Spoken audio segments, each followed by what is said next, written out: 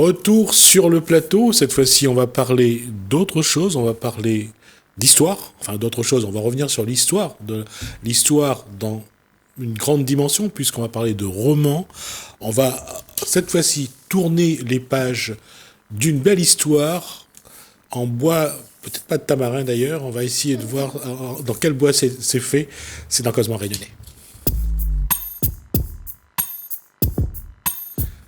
En tout cas, on va voir de quel bois il se chauffe, ce monsieur. Bonsoir Koussoum et bonsoir à Denise Kahn Pavadé. Bonsoir Gismi. Bonsoir à vous deux. Alors, Koussoum, vous avez la parole. Alors, aujourd'hui, on reçoit donc Denis Kahn Pavadé pour son premier roman, Les Tamarins. Donc, une belle histoire, une histoire de frères de lait qui se situe au XVIIIe siècle dans une propriété. Et on va suivre l'évolution donc de ces deux garçons jusqu'à un certain âge. Et on va les suivre jusqu'à ce qu'elle chante « Le samedi, nous savoir tamarin ». Peut-être. Alors, la première question pour Denis, qui est aussi peintre, qui écrit. Depuis quand cette écriture? Parce que moi, je te connaissais peintre, mais pas écrivain. Alors comment est née cette... Alors, j'ai commencé... Allez-y. Pardon. En fait, au départ des Tamarins, il y a une nouvelle qui a été écrite par un ami à moi et qui m'a inspiré, qui m'a fait ressentir beaucoup de choses. Et j'ai eu envie de me lancer dans l'écriture. C'était un projet que j'avais depuis des années déjà. Je me suis dit, mais pourquoi pas moi? Un jour, peut-être, j'essaierai de... Voilà. Donc, je suis parti en mai 2018 sur un projet d'écriture et je voulais, moi aussi, écrire une nouvelle. Donc, une nouvelle qui montrerait l'évolution du rapport entre deux enfants qui sont au départ frères de lait puis frères de sang et puis voilà, avec les familles de ces deux enfants qui essayent de les séparer à tout crin, puisque l'un d'entre eux est le fils de propriétaire terrien d'une grande propriété et l'autre est le fils d'esclave sur cette propriété. Ouais. Donc voilà, ça a été au départ une nouvelle. Donc j'ai mis un certain temps à l'écrire parce que je faisais ça un peu en dilettante. Et puis les retours que j'en ai eus étaient assez positifs, mais on m'a dit c'est dommage parce que ta nouvelle elle est trop condensée, trop tendue et elle mériterait d'être transformée en un véritable roman. Donc j'ai tout repris et Les Tamarins est passé de 70 à 300 pages et c'est devenu un véritable roman. Ça part d'une histoire vécue ou pas? Pas du tout. Tout est inventé. Tout est inventé.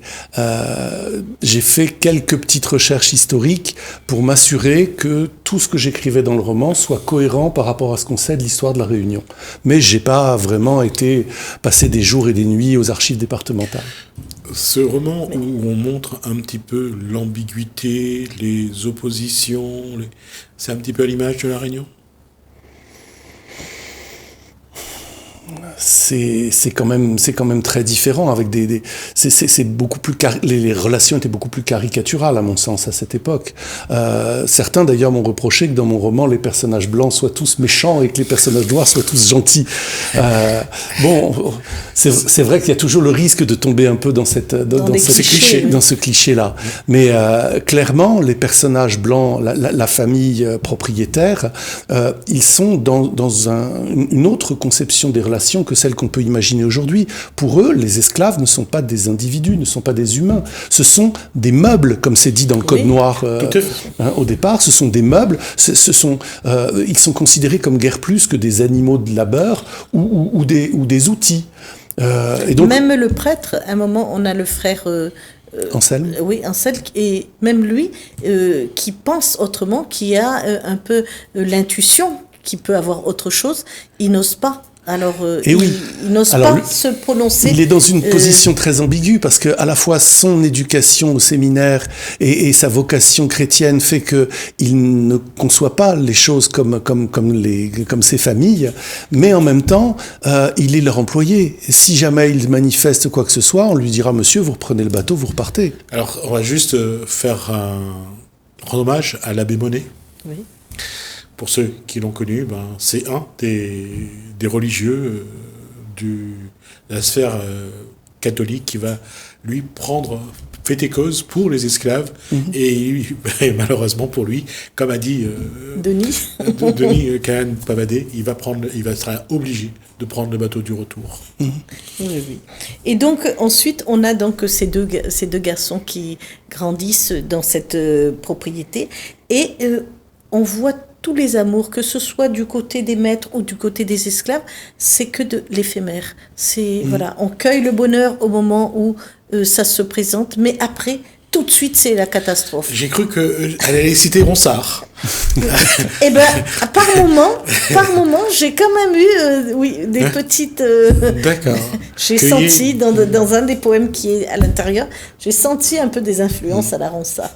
Et c'est vrai que. Cueillez dès aujourd'hui les roses. Ouais. Et donc. Parmi les thèmes que j'ai développés dans le roman, il y en a un qui me tenait à cœur, c'est le thème de la parentalité dans le lien maternel entre la mère et l'enfant.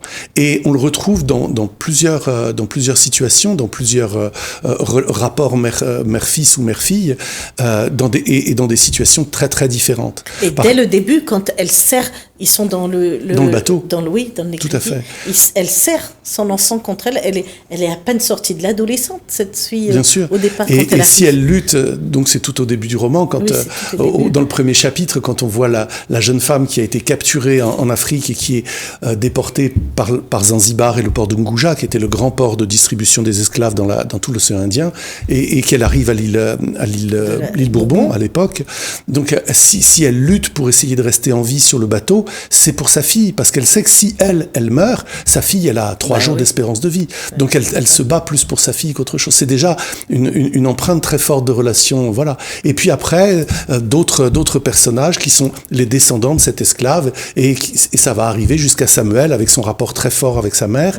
Et puis en contrepoint, je dirais, le rapport très très douloureux de Grégoire, qui est l'autre personnage, l'autre adolescent, qui lui donc est le fils des propriétaires terriens, et qui a un rapport très très très douloureux avec sa mère, parce que sa mère ne lui manifeste rien, ne lui manifeste pas d'affection.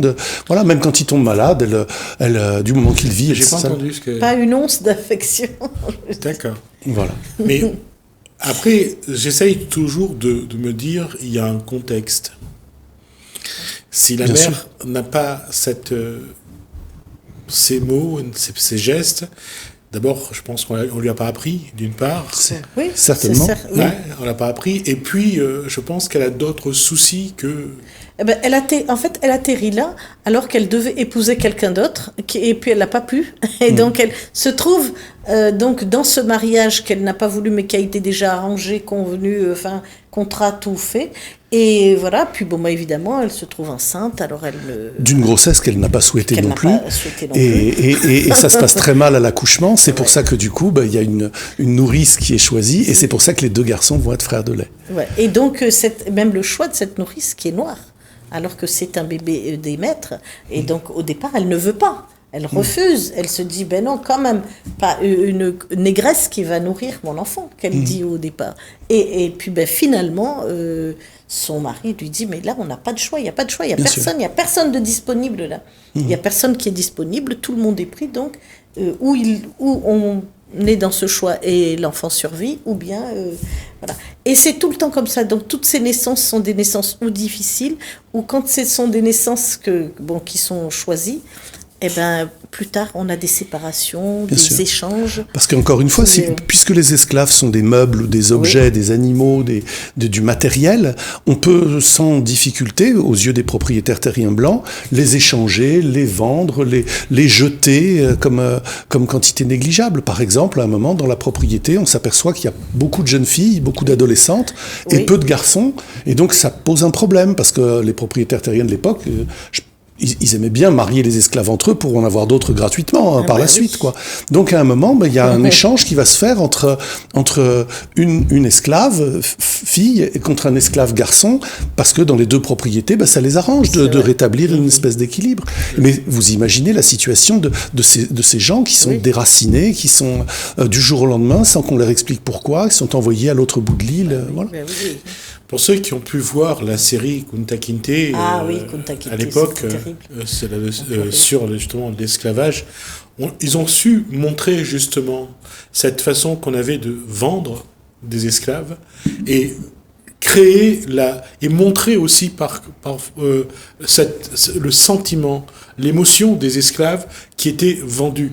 Et à un moment donné, pour eux, c'était presque naturel qu'ils allaient tel endroit ou tel endroit, ils allaient faire ceci ou faire cela. Et même dans la soumission sexuelle, bien sûr. Pour les femmes, ça se... Bien sûr. Ça fait partie aussi des choses qui sont avérées. On sait très bien que le droit de cuissage, ça existait. Ouais. Je veux dire, il y a eu plein d'enfants métis qui sont nés, voilà. Après, il y a eu aussi des histoires d'amour invraisemblables. Oui. Par exemple, à Sainte-Marie, dans les Hauts-de-Sainte-Marie, et ça c'est historique, hein, c'est pas dans mon roman, il y a un propriétaire terrien qui est, à un moment de sa vie, tombé amoureux d'une esclave.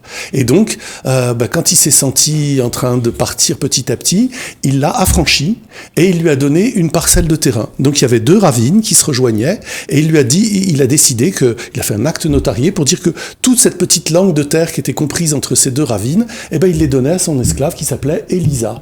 Donc cette langue de terre est devenue les terrains d'Élisa. Puis après terrain Élisa et le nom est resté à La Réunion. Tout à fait. À Sainte-Marie. Alors il y a un autre thème en parallèle, c'est cette satire du médecin. Alors le médecin Fontbel et cette satire, alors on a l'impression d'être dans le faux dévot ou dans Tout à fait. Dans les faux médecins de Molière. Bon, l'époque suit. Hein. Un petit hommage à Molière en passant. Oui, et donc je me suis dit, tiens, il y a un peu du Molière dans cette affaire où voilà, ce faux médecin, il arrive et... Bon, c'est à mon avis, c'est des histoires comme ça, il y a dû y en avoir pléthore au XVIIIe et voire même avant, au XVIIe siècle et compagnie. Je veux dire, quand on regarde à un moment Louis XIV, presque 50 ans avant... Il le savait quand même, Louis XIV. Il savait que c'était pas... Oui, bien sûr. Mais Louis XIV, à un moment, il a voulu contrôler un peu qui était qui à Versailles. Et donc, il a exigé de tous les nobles qui étaient présents de fournir leurs attestations, leurs certificats de noblesse. Et là, il y en a certains qui ont été obligés de partir en courant de la cour pour se réfugier en province. Et mon médecin, il est pas... Voilà, il se fait appeler Jules de Fontbel, mais il s'appelle pas du tout Jules de Fontbel. Il s'appelle ni Jules ni de Fontbel. Il vient d'un village qui s'appelle Fontbel, donc il s'est dit, tiens, ça fera joli sur mon entre guillemets, CV. Et puis voilà. Et il fait des fausses lettres. Voilà. Et il arrive. Et puis là aussi, on a comme des amours qui il finit ivrogne, ce pauvre monsieur là qui atterrit.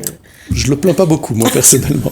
Moi aussi, en revanche, il y a une petite anecdote historique, celle-là qui m'a bien plu, donc j'ai voulu la glisser dans mon roman. Ça, c'est l'un des rares aspects qui soit pas de la romance, mais qui soit vraiment historique. C'est qu'à un moment, ce médecin qui fait partie de l'entourage du Premier ministre de l'époque, voilà, il y a le fameux incident de Versailles, où le roi croise le Premier ministre entouré de tout un groupe de courtisans, et il en prend ombrage parce qu'il a l'impression que son Premier ministre est plus populaire que lui. Donc du coup, il vire le Premier ministre et Monsieur de Fontbel est prié de quitter la cour. C'est pour ça qu'il va prendre le bateau et se retrouver à La Réunion. Alors moi, ce que j'aime dans cette partie où c'est raconté, c'est l'hommage aux plantes de tisane, parce que lui, il prescrit quand même les plantes de Myriam. Il prescrit, il dit... bon, et de sa cuisinière. C'est sa cuisinière qui lui refile tous les tuyaux des plantes médicinales qui guérissent donc la dengue, la fièvre, enfin toutes les maladies qu'ils enchaînent. Je me suis dit, tiens, c'est un bel hommage quand même. Voilà. Alors, il y a l'hommage donc à la tisanerie réunionnaise, et c'était important pour moi aussi, j'ai voulu rendre hommage à la poésie de la Réunion. Et donc, dans mon roman, il y a 5 parties, et j'ai voulu que chacune des parties soit précédée d'un extrait d'un poème réunionnais. Donc, j'ai cherché les poèmes qui me touchent moi, puisque bon, c'est quand même mon travail, donc c'était à moi de choisir, voilà, et j'ai trouvé 5 extraits de poèmes réunionnais qui ne sont pas forcément d'ailleurs en lien avec l'histoire. Certains, oui, le dernier particulièrement, puisqu'il aborde le thème du marronnage, que vous pourrez découvrir en allant jusqu'au bout. Mais voilà, c'est dommage que cette poésie réunionnaise, qui soit si riche, si colorée, si belle, soit pas plus connue que ça des gens. Du public. Non, ça, on remet à chaque fois, on remet cette question sur le tapis, c'est comment transmettre le patrimoine de la Réunion aux Réunionnais. Comme l'école n'accepte pas encore ce travail, il faudra trouver des méthodes pour qu'on puisse le faire, on puisse transmettre. En plus, le problème de la poésie réunionnaise, c'est que c'est souvent des poèmes très longs, très denses, qui sont donc pas adaptés aux enfants. Je pense qu'il y a beaucoup d'enseignants qui aimeraient bien, dans les écoles du premier degré, peut-être même dans le second degré, qui aimeraient bien transmettre mais c'est un peu compliqué de faire apprendre un poème de la Caussade qui fait 12 pages à des gamins de 8 ans. Non, on coupe un morceau. Voilà, ou même de le présenter au bac. Oui. Ou de le présenter. Si c'est trop long, c'est difficile après. Bien sûr. Alors ensuite, on a toute cette partie du secret, des tabous, on se cache parce que l'intimité, évidemment, que ce soit dans l'habitation même ou dans ces petites cases autour, il n'y a pas d'intimité. Alors si on veut se retrouver, si on veut partager des secrets, il y a toujours des moments où il faut en fait s'enfuir. Pour pouvoir exister. Et la partie que j'ai bien aimée, c'est la partie où il découvre c'est un bureau, je sais pas, avec plein de secrets à l'intérieur. Un secret qui emmène un autre secret. Alors des tiroirs à secrets comme ça, qu'on tire, qu'on défile. Oui, le personnage à la mort de son père qui va visiter le bureau et qui découvre qu'il y avait des choses dans le bureau de son père qu'il ignorait. Bon, ça c'est du côté de la famille Blanche. Après, dans le thème du secret, il y a aussi les quelques actions sombres que certains personnages, j'essaie de pas trop dévoiler, vont mettre en œuvre par rapport à des douleurs qu'ils ont ou des chocs qu'ils ont pu ressentir, et ils en sont particulièrement peu fiers.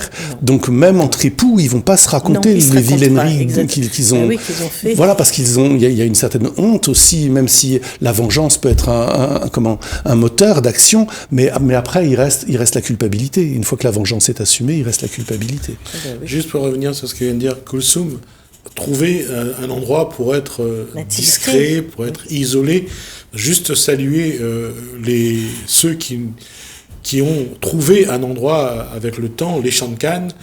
Et ça, je peux vous assurer que jusqu'à pas trop longtemps, on va féliciter ceux qui utilisaient les champs de Cannes pour leur intimité, leur rendez-vous. Oui, mais bon, les champs de Cannes, ça pique. Hein. Si on parle d'expérience. Et juste quand même se poser la question, demain il n'y a plus de champs de Cannes, qu'est-ce qu'ils vont faire ? Après, oui, on mais... montera un peu plus haut dans les forêts primaires. Voilà. Et puis, il y aura en espérant qu'il n'y ait plus trop la vigne marronne pour tout cacher. Après, beaucoup de scènes d'amour bucolique. Alors ça, c'est beau, hein. C'est beau à lire, c'est très plaisant. Voilà, on se croirait vraiment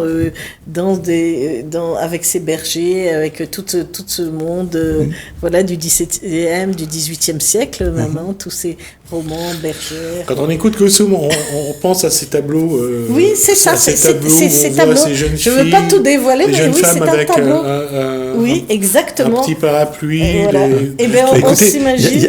Ça va me faire rebondir là-dessus parce que il y a beaucoup de gens qui ont lu mon roman et qui m'ont dit qu'ils ont été impressionnés par l'aspect visuel qu'il y a dedans. C'est-à-dire que à la lecture du roman, ils avaient vraiment les images qui leur apparaissaient. Et du coup, je me suis dit, c'est un peu un appel que je lance, hein, je me suis dit que ça pourrait peut-être faire l'objet d'une adaptation, soit sur le petit, soit sur le grand écran. Donc j'aimerais bien qu'un jour, il y ait quelqu'un qui se travaille dans ce métier-là, dans le domaine des scénarios pour le petit écran ou le grand écran, qui puisse lire mon roman et me dire, sans forcément le faire lui-même, mais me dire si d'après lui, ça pourrait être intéressant de l'adapter en téléfilm ou en série ou même en film sur le grand écran. C'est bien écrit, et puis c'est tamarin qui pousse ces arbres à leur ombre, ben voilà, on voit. Et une chose, même si actuellement ce qu'on voit, ce sont le rouge des flamboyants, oui. Les tamarins sur certaines routes sont très visibles. Hein. Franchement, ils sont magnifiques. En plus, actuellement, c'est le moment où les fruits arrivent à maturation. Mais les tamarins sont vraiment magnifiques. Et donc le dernier thème, parce que je pense que le temps va nous surprendre, et cette religion qui s'exporte Donc cette religion qui arrive donc en même temps que cette jeune fille dont elle arrive avec ses religions, avec son savoir. Elle n'a pas pu finir sa formation puisqu'elle est prêtresse et donc elle va essayer de transmettre. Elle arrive avec ses transmettre, tout à fait. Oui. Alors c'est une partie qui n'est pas complètement inventée dans mon roman puisque la religion Odinani existe réellement ou a existé. Pendant très longtemps. En Afrique centrale, il y a un peuple d'Afrique centrale qui s'appelle les Igbo, et la religion Odinani était leur religion. Donc les différents dieux qui sont évoqués, Chukwu, Allah et les autres, sont des divinités qui ont réellement existé et qui font partie du culte Odinani. Mais en revanche, toutes les manifestations de ce culte sont inventées. Là, voilà, parce que la jeune fille, comme tu l'as dit, n'a pas pu faire une véritable formation. Donc elle-même, elle a brodé, elle a inventé une prière, une forme de prière, et puis il y a cette petite pierre blanche qui lui sert de catalyseur. C'est pour ça que j'ai fait un petit cercle autour du point du i sur les tamarins qui sert à matérialiser cette petite pierre blanche importante. Et donc, moi, ça m'a fait penser que cette transmission des cultes est toujours une transmission maternelle. Ça toujours, ce sont toujours les femmes, les mères. Enfin, à ma connaissance, peut-être. Depuis la préhistoire. Depuis la préhistoire. Les femmes c'est les femmes qui transmettent, bien sûr. Qui transmettent, donc là, c'est transmis. Et elles-mêmes, elles voudraient pouvoir trouver quelqu'un à qui le transmettre avant de s'éteindre. Donc ça tient le fil du roman aussi parce qu'elle est là et elle s'accroche. Elle se dit. Elle s'accroche à cette idée, bien sûr. Voilà, il faut que ça se transmette. Il faut trouver quelqu'un, même si elle essaye donc avec son fils. Son fils aussi, elle lui raconte l'histoire. Il sait, voilà. Lui aussi, il essaye de faire entrer son frère de lait dans cette histoire puisqu'il le lui raconte, il fait toute une cérémonie et tout, il lui apprend des choses, mais c'est pas aussi prégnant que lorsque c'est la transmission du rôle de prêtresse d'une mère à sa fille, bien sûr. Oui. En tout cas, Kulsum a déjà comment elle va faire sa cérémonie parce qu'elle est vraiment imprégnée par ce oui, ça a été mon coup de cœur de l'année. On finit peut-être avec ça, mais c'est mon coup de cœur de l'année. Merci beaucoup, Kulsum. Merci à Denis, donc merci. Kahan Pavadé pour son roman donc Les Tamarins que vous pouvez découvrir. C'est déjà en librairie ? Alors, on le trouve dans toutes les librairies à la commande, mais maintenant on peut en trouver, ou on va bientôt en trouver quelques exemplaires à la Fnac. Je sais qu'ils en ont passé des commandes, et je vais moi-même faire une séance de dédicace à la Fnac du Parc à Sainte-Marie le samedi 4 décembre. Donc ceux qui veulent me rencontrer, vous êtes les bienvenus pour venir 4 décembre à 10h du matin. D'accord. Merci Kulsum. En tout cas, on aura l'occasion de revoir, en tout cas, Denis Kahan Pavadé sur ce plateau pour d'autres activités qu'il a. Ça sera avec plaisir. Avec grand plaisir. Merci à vous deux. Merci à vous de nous avoir suivis. Merci Hélène, merci François. Je vous dis à bientôt.